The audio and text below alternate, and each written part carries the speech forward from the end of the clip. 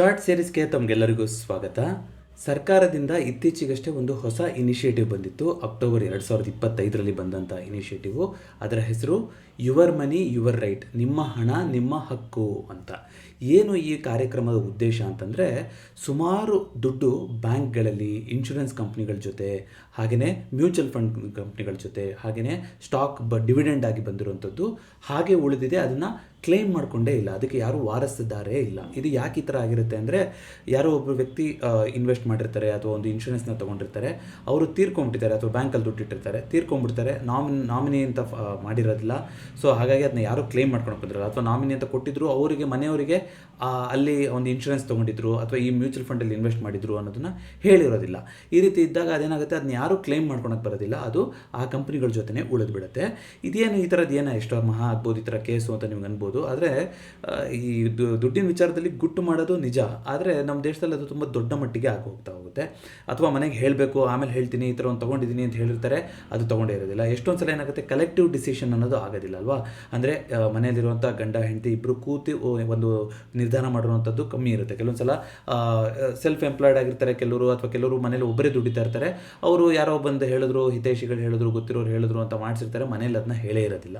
ಈ ರೀತಿಯಾಗಿ ಸುಮಾರು ಕಡೆ ಅದ್ರದ್ದು ಬಗ್ಗೆ ಗೊತ್ತೇ ಇರೋದಿಲ್ಲ. ಗ್ರಾಮೀಣ ಭಾಗದಲ್ಲೂ ಕೂಡ ಅದೇ ರೀತಿ, ಯಾರೋ ಒಬ್ಬರು ಏಜೆಂಟು ಮತ್ತೊಬ್ಬರು ಯಾರೋ ಮಾಡಿಸಿರ್ತಾರೆ ಇನ್ಶೂರೆನ್ಸು, ಅದು ಮನೇಲೂ ಹೇಳಿರೋದಿಲ್ಲ, ಅವ್ರಿಗೂ ಗೊತ್ತಿರೋದಿಲ್ಲ.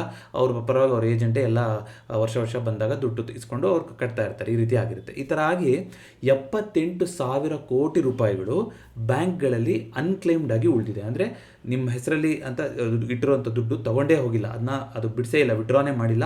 ಬ್ಯಾಂಕ್ ಅಕೌಂಟು ಕೂಡ ಒಂದು ಫ್ರೀಸ್ ಆಗಿ ಹೋಗಿರುತ್ತೆ, 1 ವರ್ಷ 2 ವರ್ಷ ಏನೋ ಟ್ರಾನ್ಸಾಕ್ಷನ್ ಆಗಿಲ್ಲ ಅಂದರೆ. ಆ ಥರ ಆಗಿ ಉಳಿದಿರುವಂಥ ದುಡ್ಡು 78,000 ಕೋಟಿ ರೂಪಾಯಿ ಇದೆ ಇಂಡಿಯಾದಲ್ಲಿ. ಅದೇ ರೀತಿಯಾಗಿ ಇನ್ಶೂರೆನ್ಸ್ ಥರ ಮಾಡಿಸಿರ್ತಾರೆ, ಇನ್ಶೂರೆನ್ಸ್ನ ಕ್ಲೇಮೇ ಮಾಡಿರೋದಿಲ್ಲ. ಆ ಥರ ಇರುವಂಥದ್ದು 14,000 ಕೋಟಿ ರೂಪಾಯಿ ಅದೇ ರೀತಿ ಇದೆ, ಇನ್ಶೂರೆನ್ಸ್ ಕ್ಲೇಮ್ ಮಾಡ್ತಿಲ್ಲ ಇರುವಂಥದ್ದು.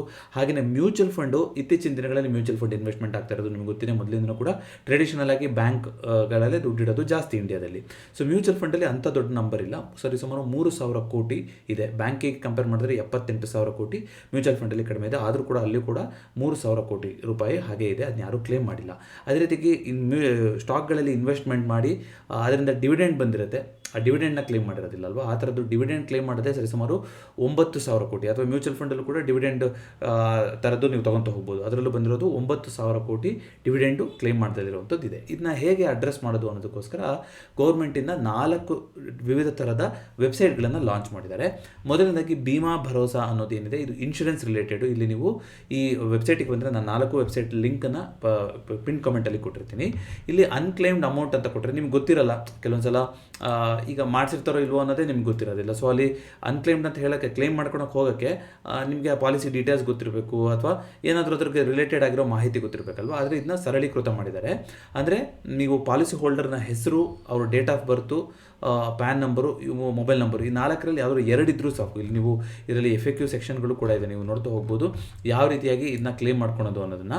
ಸೊ ಒಂದು ಎಲ್ಲ ಪ್ಯಾರಾಮೀಟರ್ ಇರಬೇಕು ಅಂತಲೂ ಇಲ್ಲ, ಒಂದು 4 ಇದ್ರೂ ಸಾಕು, ನೀವು ಕ್ಲೇಮ್ ಮಾಡ್ಕೊತ ಹೋಗ್ಬೋದು.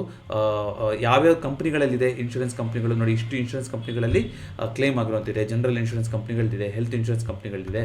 ಸೊ ಅದರ ಮಾಹಿತಿ ನಿಮಗೆ ಇಲ್ಲಿ ಸಿಗ್ತಾ ಹೋಗುತ್ತೆ. ಅದೇ ರೀತಿಯಾಗಿ FAQ ಸೆಕ್ಷನ್ಗೆ ಹೋದರೆ ನಿಮಗೆ ಯಾವ ರೀತಿಯಾಗಿ ಫಾರ್ಮ್ನ ಸಬ್ಮಿಟ್ ಮಾಡೋದು, ಏನು ಬೇಕಾಗ್ತಾ ಹೋಗುತ್ತೆ.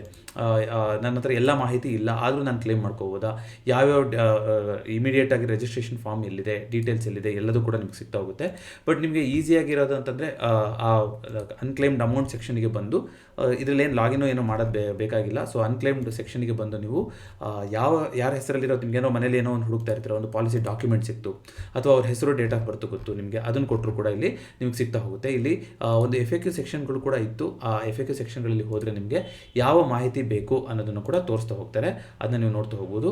ಇದು ಯಾವುದು, ಭೀಮಾ ಭರೋಸಾ ಸೆಕ್ಷನಲ್ಲಿ. ಅದೇ ರೀತಿಯಾಗಿ ಮ್ಯೂಚುವಲ್ ಫಂಡಿಗೆ ಏನು ಮಾಡಿದ್ದಾರೆ, ಒಂದು ಮ್ಯೂಚುವಲ್ ಫಂಡ್ ಸೆಂಟ್ರಲ್.com ಅಂತ ಇದೆ.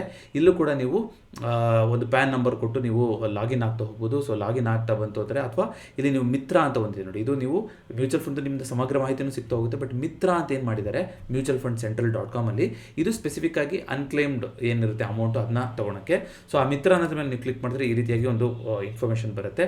ಸೊ ಇದರಲ್ಲಿ ನೀವು ಏನು ಗೊತ್ತಿದೆಯೋ ನಿಮಗೆ, ಅದು ಡೇಟ್ ಆಫ್ ಬರ್ತ್ ಗೊತ್ತಿದೆಯಾ, ಅವ್ರದ್ದು ಪ್ಯಾನ್ ಕಾರ್ಡ್ ಗೊತ್ತಿದೆಯಾ, ಸೊ ಅಥವಾ ಬ್ಯಾಂಕ್ ಅಕೌಂಟ್ ನಂಬರ್ ಗೊತ್ತಿತ್ತಾ, ಇಮೇಲ್ ಗೊತ್ತಿತ್ತಾ, ಯಾವ್ದಾದ್ರು ಒಂದು ಕೊಡಬೇಕು, ಅವ್ರ ಹೆಸರು ಕೊಡಬೇಕು, ಜೊತೆಗೆ ಅಡ್ರೆಸ್ಸು. ಸೊ ಇದರಲ್ಲಿ ನೀವು ನೋಡ್ತಾ ಬರೋದಾದರೆ ಇಷ್ಟು ಪ್ಯಾರಾಮೀಟರ್ಗಳಲ್ಲಿ ಮಿನಿಮಮ್ 3 ಅಂತ ಹೇಳಿದ್ದಾರೆ.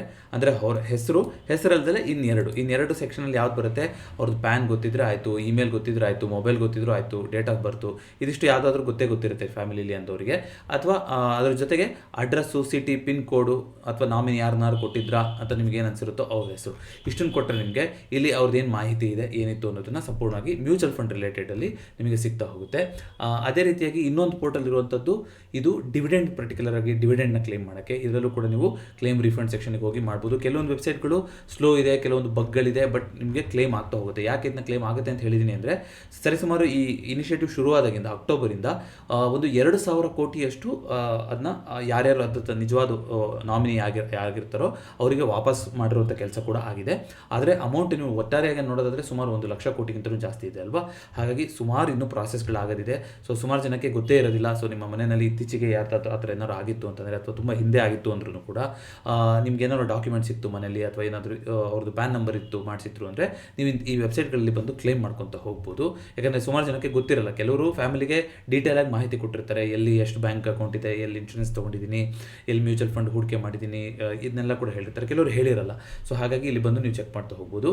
ಇನ್ನೊಂದು ಅನ್ಕ್ಲೇಮ್ಡ್ ಮೇನ್ ಆಗಿ ಬ್ಯಾಂಕ್ ಅಕೌಂಟ್ನ ಚೆಕ್ ಮಾಡೋದು UDGAM ಅಂತ, ಇದು RBI ಇಂದ ಇನಿಷಿಯೇಟ್ ಮಾಡಿರೋದು. ಬಟ್ ಇವತ್ತು ನೋಡಿ 8 ಗಂಟೆಯಿಂದ ಮಧ್ಯರಾತ್ರಿ 12 ಗಂಟೆ ತನಕ ಇದು ಮೇಂಟೆನೆನ್ಸ್ಗೆ ಹೋಗಿದೆ. ಇಲ್ಲೂ ಕೂಡ ನೀವು ಅನ್ಕ್ಲೇಮ್ಡ್ ಅಮೌಂಟ್ನ ಮಾಡ್ಕೊತ ಹೋಗ್ಬೋದು. ನಾಳೆ ನಾನು ಲಭ್ಯ ಇಲ್ಲದೇ ಇರೋದ್ರಿಂದ ಇದನ್ನ ನಾನು ಶುಕ್ರವಾರನೇ ವಿಡಿಯೋ ರೆಕಾರ್ಡ್ ಮಾಡ್ತಾ ಇದ್ದೀನಿ. ಬಟ್ ಈ 4 ವೆಬ್ಸೈಟ್ಗಳ ಲಿಂಕನ್ನು ನಾನು ಕೊಟ್ಟಿರ್ತೀನಿ. ಇದರಲ್ಲಿ ಯಾರಿಗಾದ್ರೂ ಕ್ಲೇಮ್ ಮಾಡ್ಕೊಳಕ್ಕೆ ಏನಾದರೂ ತೊಂದರೆ ಆಯಿತು, ಅಥವಾ ಯಾವ ರೀತಿಯಾಗಿ ಹೋಗಿ ನೋಡೋದು ಅಂತ ಗೊತ್ತಾಗಿಲ್ಲ ಏನಾದರೂ ಅಂತಂದರೆ ನೀವು ಹೇಳಿ, ಅದ್ರ ಬಗ್ಗೆ ಡೆಡಿಕೇಟೆಡ್ ಆಗಿ ವಿಡಿಯೋ ಮಾಡೋಣ. ಬಟ್ ಎಲ್ಲದಕ್ಕೂ ಸೆಲ್ಫ್ ಎಕ್ಸ್ಪ್ಲನೇಟರಿ ಆಗಿದೆ. ಅಲ್ಲಿ FAQ ಸೆಕ್ಷನ್ಗಳಲ್ಲೂ ಕೂಡ ಕೊಟ್ಟಿದ್ದಾರೆ, ಯಾವ ರೀತಿಯಾಗಿ ನೋಡೋದು, ಏನು ಡೀಟೇಲ್ಸ್ ಬೇಕು, ಯಾವ ರೀತಿ ಅಂತ. ಸೊ ನೀವು ಆ ರಿಲೆವೆಂಟ್ ಡೀಟೇಲ್ಸ್ನ ಕೊಟ್ಟು ನೀವು ಪ್ರೊಸೀಡ್ ಅಂತ ಕೊಟ್ಟರೆ ನಿಮಗೆ ಏನಾದರೂ ಬಾಕಿ ಇತ್ತು ಅಂತಂದರೆ ಏನು ಕತೆ ಏನು ಅನ್ನೋದನ್ನು ತೋರಿಸ್ತಾ ಹೋಗುತ್ತೆ. ಅದಕ್ಕೆ ನೀವು ಸೂಕ್ತವಾದಂಥ ಪುರಾವೆ ಒಂದು ಫಾರ್ಮ್ನ ಸಬ್ಮಿಟ್ ಮಾಡಿ ನೀವು ಆ ಕ್ಲೇಮ್ನ ಮಾಡ್ಕೋಬೇಕಾಗುತ್ತೆ. ಯಾವ ಕಂಪ್ನಿಗಳ ಜೊತೆ ಇರುತ್ತೋ ಆ ಕಂಪ್ನಿಗಳಿಗೆ ನೀವು ವ್ಯವಹಾರನ ಮುಂದುವರಿಸ್ತಾ ಹೋಗ್ಬೋದು. ಸೊ ನಿಮ್ಮ ಸುತ್ತಮುತ್ತಲಿರೋರಿಗೂ ಕೂಡ ಈ ಮಾಹಿತಿನ ಶೇರ್ ಮಾಡಿ. ಹಾಗೆಯೇ ನಿಮ್ಮ ಫ್ಯಾಮಿಲಿನಲ್ಲೂ ಕೂಡ ಯಾವ್ದಾದ್ರು ಈ ಥರದ್ದು ಇತ್ತು ಅಂತಂದರೆ ಚೆಕ್ ಮಾಡಿ ಅಂತ ಕೇಳ್ಕೊತೀನಿ. ಮತ್ತೊಂದು ಶಾರ್ಟ್ ಸೀರೀಸ್ನೊಂದಿಗೆ ಭೇಟಿಯಾಗೋಣ. ಎಲ್ರಿಗೂ ನಮಸ್ಕಾರ.